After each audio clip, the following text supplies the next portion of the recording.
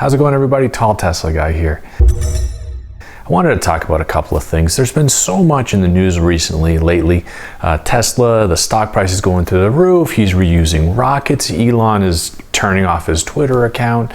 You know, they're bringing the Cybertruck out. They're not launching it. They're launching the Roadster. They're not launching the Roadster. They're changing the Model S and the X, their flagship cars, and they're bringing in better pricing for the Y and the 3. That it's kind of pulling the focus away from the vehicle itself. And I kind of wanted to, rein it back in a little bit and just kind of throw out some reasons why you should kind of sort through all the mud and the muck and make the decision to get yourself a Tesla, right? So now this is all based on, it's something that you're looking for. You're looking to, maybe you're on the fence with the EV revolution.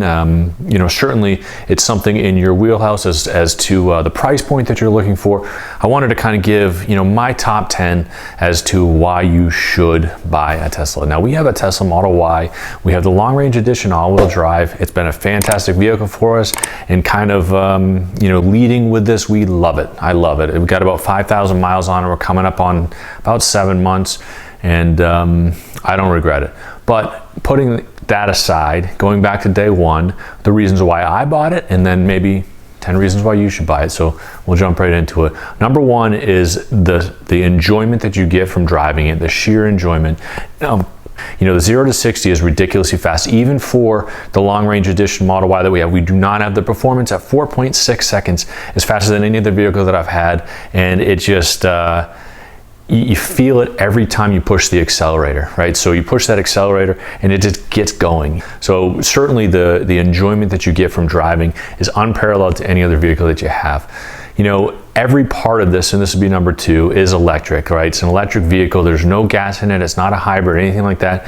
So, it takes a charge and you just feel it in that motor, and it's exciting when it goes. There's no sound other than maybe the fan moving if you have the air conditioner or the heater on. But other than that, it's whisper quiet. Number three would be the updates to the vehicle, right? So we have had other vehicles that have technology in them, obviously navigation, infotainment screens, that sort of stuff. But in order to get an update, you either have to get the software, you have to bring it to the dealership to do it. Well, Tesla updates everything and what they call over-the-air updates, right? So you have to be connected to Wi-Fi. You have to have Wi-Fi connection close to where you park the vehicle. And then all of a sudden you'll get an alert on your phone that says, hey, an update's available. Do you want to install it? You hit yes. And then it's almost like getting a new car. It's exciting to see what it is, even small changes, bug fixes.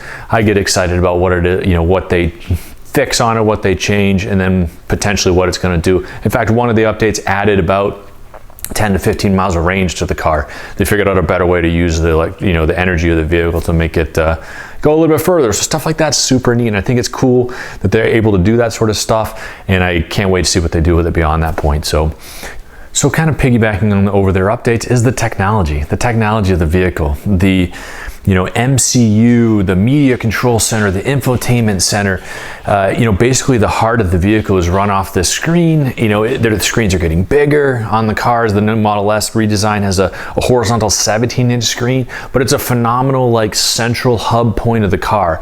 Now there's nothing behind you. There's no dashboard in front of you behind the wheel like a traditional vehicle. Everything is off center to this, but I found that I quickly gravitated towards that. I see it in my peripheral vision. Everything I need to know is right there.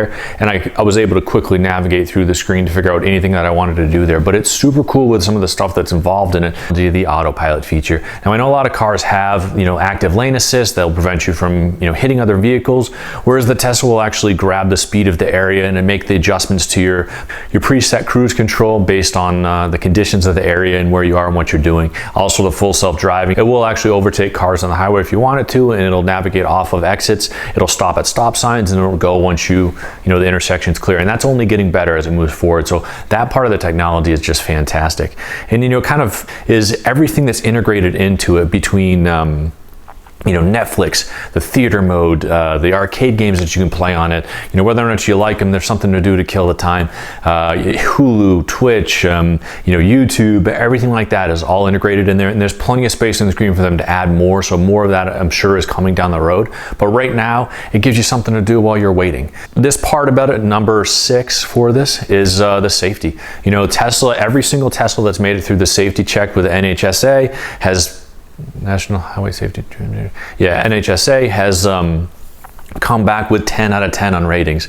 Now, the vehicle itself is really heavy on the base. It's got the battery in the middle and the bottom, so it's got a really low center of gravity, which makes it fantastic. It's the only car that they've ever tested they were not able to roll over, which is kind of neat and definitely great. And then on top of that, all the safety features of the vehicle, the technology that's wrapped into it to prevent you from hitting other things, to give you the indicators that you're swerving out of the lane, any of that kind of stuff is just top notch and above anything else that they've tested. So I have the confidence knowing that I'm driving a safe vehicle when I'm driving my family around, which is kind of nice and makes you feel a little bit better too.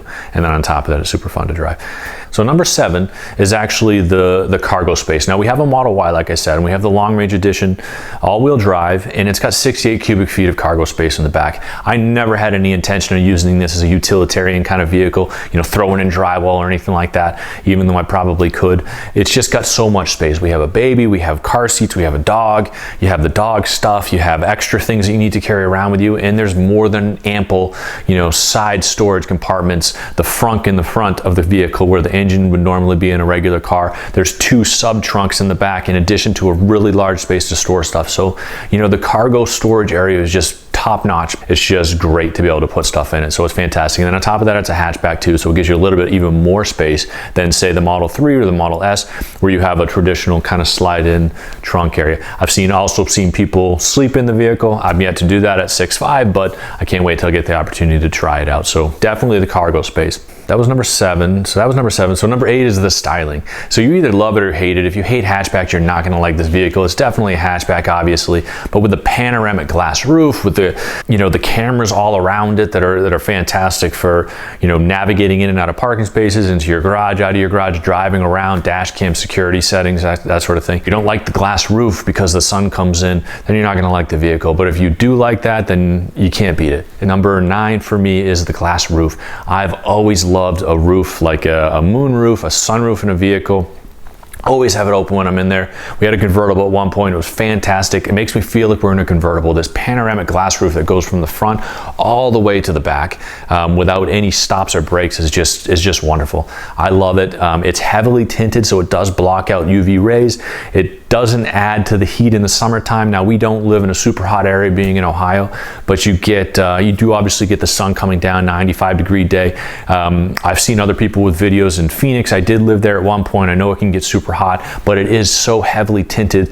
First of all, you can't see through it if you're looking at it from the top. Now, if you put your hand up near it in the heat of the day, you can definitely feel the air in there. But the way that the cabin climate system works is it's pulling air kind of all around the car on the inside. We notice that in the wintertime when you're heating it up, it's not just blowing at your face, it kind of circulates it all around it. So you'll notice that it'll be cool or warm, and then once you touch the window, it's definitely hot in the summertime. But it's not to the point where, even me being at 6'5", I'm a lot closer to the roof than my other passengers and everything like that, and I don't feel it on my head. So the panoramic glass roof is fantastic. I love it. Number 10, the final thing is the app connection, right? So the Tesla comes with an app, and that's how you are able to drive the vehicle. That's how you get in it. That's how you can open your frunk. If you're not near it, you can precondition the cabin. Now, you can set the car to do that automatically if you knew you're leaving at 8 o'clock every day in the morning or something like that. You can have it set to do it, so it'll make sure the battery's charged. It'll warm up the cabin like 15-20 minutes before you get in there. So you get in there, it's nice, toasty warm, which is fantastic. However, if it's not a normal time that you're leaving, if you knew you were going out in an hour or so, you give it about 30 minutes prior, because it's only about 15 degrees here today, and you turn on the cabin temperature, the cabin climate from your phone, from the app, it'll just precondition, make it nice, toasty warm. You get in there, 75, your seat heater's already on, which is fantastic and nice. It just kind of adds to it. So, I love the comfort controls that you have it, but setting the temperature to what you want it to be, making sure that the seat heaters are set to the level you want is fantastic before you get in there. So, those are 10 reasons that I can think of as to why you should get yourself a Tesla, whether it's a Model 3, a Model Y, S or X. Finding one that fits within your budget. They have a standard range Model 3. They have a standard range single motor rear wheel drive Model Y that just launched coming into 21. So, the price points are a lot better than they used to be. So certainly if you can afford it, if it's in your wheelhouse, if it's something that you're looking for, if it's in the price point that you're looking for, you know, those are 10 reasons why you should get it. So I hope you guys enjoyed watching the video. If you made it to this far, think about subscribing, hit that like button, all the normal stuff. But hope you guys have a fantastic day and stay safe out there.